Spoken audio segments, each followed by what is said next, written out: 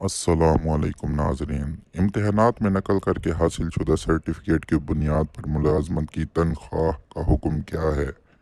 एक शख्स ने मैट्रिक से लेकर मास्टर तक नकल से पास किया है और अब सरकारी नौकरी करता है। क्या इसकी तनख्वाह वसूल करना जायज़ है?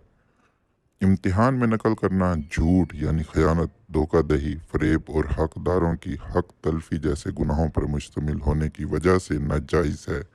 लिहाजा इम्तहानात में नकल करना शरन जायज़ नहीं है। इससे तौबा व इस्तग़फ़ार करना लाजमी है।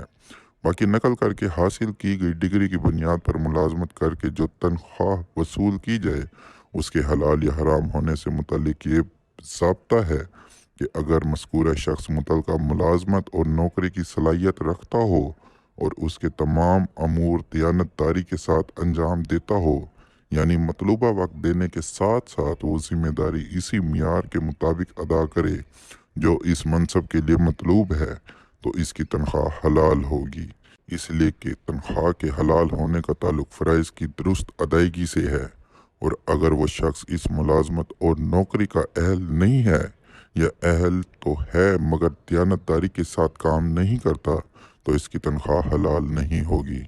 यानी जिस कदर खयानत होगी उसी कदर तनख्वाह हलाल नहीं होगी। फ़कत वल्लाहुल इल्म। जज़ाकल्लाहु खैरा।